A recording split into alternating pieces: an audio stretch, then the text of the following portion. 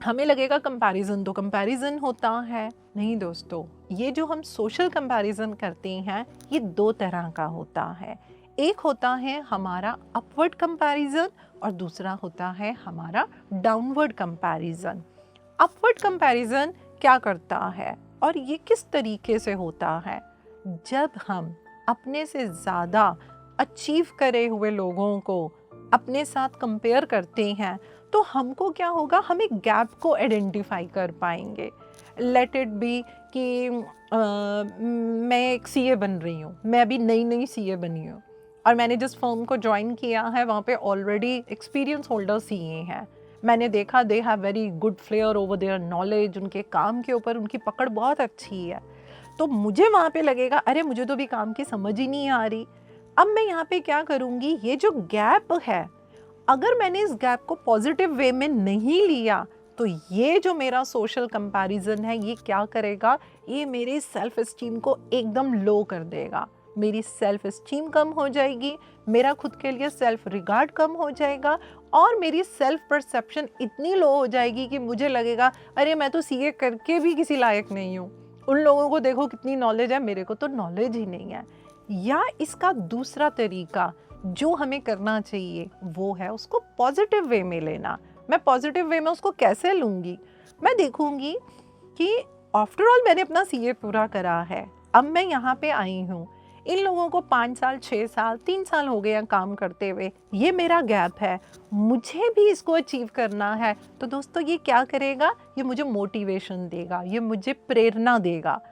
तो वही मेरा सोशल कंपैरिजन जो मैं अपवर्ड वे में कर रही हूँ, यानी कि जो मैं अपने से ज़्यादा अचीव लोगों से कर रही हूँ, अगर मैं उसको पॉजिटिव वे में लूँगी तो ये बहुत खूबसूरती से मुझे मोटिवेट करेगा। अब हम बात करते हैं हमारे डाउनवर्ड कंपैरिजन की। डाउनवर्ड कंपैरिजन क्या होता है, जब हम अपने आप को अपने से कम अचीव लोगों के साथ कंपेयर करते हैं। आप किसी भी एस्पेक्ट में ले लीजिए, आप नॉलेज में ले लीजिए, प्रोफेशन में ले लीजिए, किसी भी वे में उसको ले लीजिए। अब क्या होगा, मेरे को लगेगा वाह मैंने तो इतना अचीव किया हुआ है, तो कहीं ना कहीं ये मेरा जो सेल्फ रिगार्ड है उसको इंक्रीज करेगा, मेरी सेल्फ परसेप्शन मेरे लिए पॉजिटिव हो जाएगी। लेकिन यदि मैंने उसको बैलेंस में नहीं रखा तो ये पता है क्या करेगा, ये मेरे को ईगो में ले जाएगा, ये मुझे प्राइड में ले जाएगा। और जैसे ही मेरे अंदर ईगो और प्राइड आएगा तो उसका असर क्या होगा हम सब जानते हैं। ये जो मेरी अंतर यात्रा है, ये जो मेरी खुद से खुद को ट्रू सेल्फ से जोड़ने की यात्रा है, उसमें बाधा आ जाएगी। क्यों बाधा आ जाएगी, क्योंकि मैं तो ईगो कॉन्शियसनेस में चली गई और मैं ये क्या सोचने लगी, वाओ मेरे जो अचीव किए हैं वो तो कोई अचीव कर ही नहीं सकता।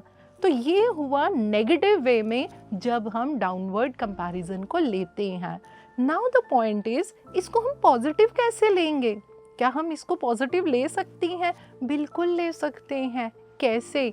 ग्रैटिट्यूड एक्सप्रेस करके। और दोस्तों ग्रैटिट्यूड एक ऐसा कॉन्सेप्ट है, जितना आप इसके अंदर जाएंगे ना सिर्फ ये आपकी अंतर यात्रा को सुलभ करता है, ये हमारी कॉन्शियसनेस का एक्सपेंशन करता है और हमारे को ये जीवन में और आगे बढ़ाता है। जितना आप ग्रैटिट्यूड में जाएंगे उतने ही हम जो हैं हम्बल बनते हैं।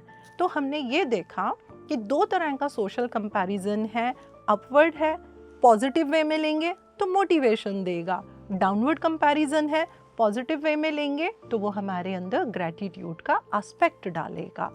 और जब हम सोशल कंपैरिजन को अपने जीवन में इतनी इम्पोर्टेंस देते हैं, इतनी इम्पोर्टेंस देते हैं हर एस्पेक्ट में, सामने वाला कैसा है, मैं कैसी हूँ, इवनली हम कहीं आते जाते भी हैं तो इस बात से ध्यान हट जाएगा मैंने क्या पहना है, दूसरों ने क्या पहना है। वहाँ से लेकर अपने करियर तक, मेरा घर कैसा उसका घर कैसा, मेरे पास कैसी गाड़ियाँ उसके पास कैसी गाड़ियाँ, इवनली स्पिरिचुअल वे में भी अगर हम उसको ठीक से हैंडल नहीं करेंगे तो वो हमें मेंटल और इमोशनल लेवल पे वो हमारी एनर्जी को डिप्लीट करता है और हमारी अंतर यात्रा में बाधा डालता है। और हम क्या करेंगे, हम एक अननेसेसरी कंपटीशन में अपने आप को डाल देते हैं। हमें उतनी कंपटीशन की ज़रूरत नहीं है, लेकिन क्योंकि मैं सोशल कंपैरिजन को नेगेटिव वे में ले रही हूँ तो मैं बहुत ज़्यादा अपने आप को कंपटीशन में डाल दूंगी।